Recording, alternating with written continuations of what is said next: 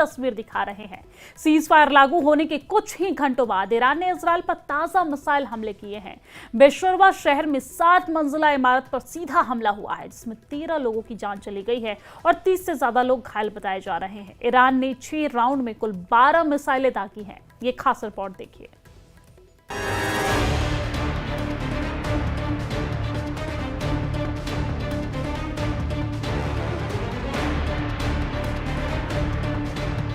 Cease fire के ऐलान के बावजूद ईरान ने एक बार फिर से इजराइल पर मिसाइलों की बौछार कर दी।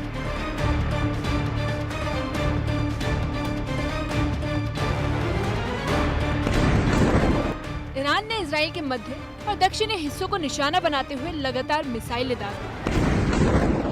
सबसे ज्यादा नुकसान दक्षिणी इजराइल के बेरशेवा शहर में हुआ, जहां एक इमारत को निशाना बनाया गया, जिसके मलबे में कई लोग फंसे हुए हैं। इस हमले में 13 लोगों की मौत हो चुकी है और 30 लोग गंभीर रूप से घायल हैं। हमला इतना तेज था कि इजराइल में 6ठी बार युद्ध का सायरन बजा, लेकिन ईरान का दावा है कि यह हमला सीज फायर के पहले का आखिरी राउंड था। इस हमले से ये साबित हो गया है कि दोनों देशों के बीच शांति की कोई उम्मीद फिलहाल दूर दूर तक नहीं दिखती।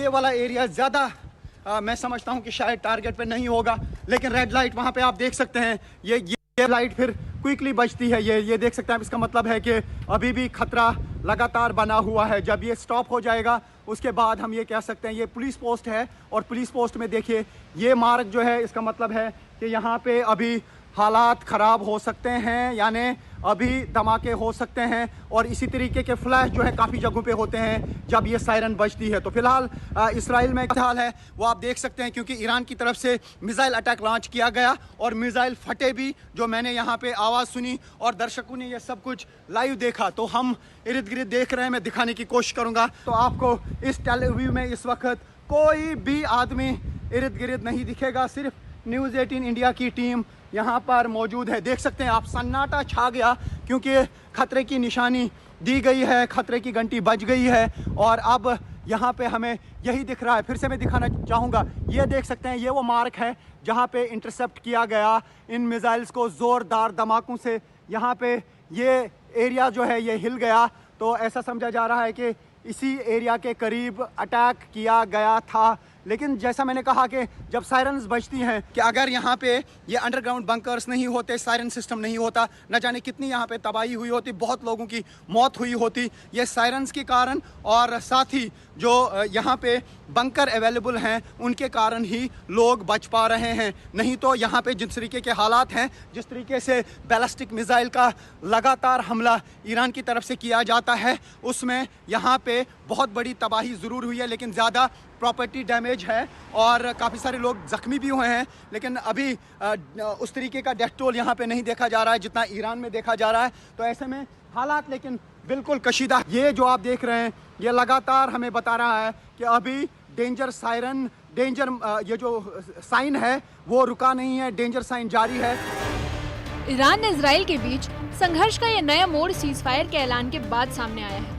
हालांकि सीज फायर की बात की जा रही थी, लेकिन इसके तुरंत बाद ही ईरान ने मिसाइलों से इजराइल को एक बार फिर निशाना बनाया। खासतौर से बेरशेवा शहर में सबसे ज्यादा नुकसान हुआ। इसके बाद से इजराइल के रक्षा तंत्र ने मिसाइलों को नाकाम करने की पूरी कोशिश की, लेकिन पूरी तरह से कामयाबी नहीं मिली। इस हमले से साफ है कि सीज फायर के बावजूद जंग अभी खत्म नहीं हुई और अब दोनों देशों के बीच तनाव और बढ़ रहा है। ईरान और इजराइल के बीच के संघर्ष ने नया मोड़ ले लिया है, जब सीज फायर के बावजूद ईरान ने एक और बड़ा हमला किया। इस बार ईरान ने 12 मिसाइलें इजराइल के विभिन्न हिस्सों पर दागी, जिसमें से कुछ मिसाइलों को नाकाम कर दिया गया। लेकिन बेरशेवा में हुई तबाही ने इस हमले को और भी गंभीर बना दिया है। यहाँ एक 7 मंजिला इमारत को निशाना बनाया गया और कई लोग मलबे में दब गए। ईरान का कहना है कि यह हमला सीज फायर से पहले का आखिरी राउंड था, लेकिन ये साफ हो गया कि यह संघर्ष अब और लंबा चल सकता है।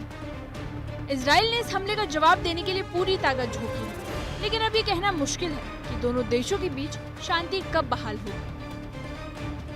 वहीं लोगों से अपील की गई है कि जब तक माहौल गर्म है तब तक बंकर में ही रहें, जिसके बाद सभी लोग बंकर के अंदर छिपने को मजबूर हैं। सड़कों पर सन्नाटा छाया हुआ है। फिलहाल जैसे जैसे हालात सामान्य हो रहे हैं, लोग धीरे धीरे बंकरों से बाहर आ रहे हैं। इस पूरे घटनाक्रम ने एक बार फिर दुनिया को ये दिखा दिया है कि कागजों पर होने वाले सीज फायर के ऐलान जमीनी हकीकत से कितने दूर है। ईरान का हमला सिर्फ इजराइल की सीमाओं पर नहीं, बल्कि उस भरोसे पर भी है जो शांति की उम्मीद से जुड़ा हुआ है।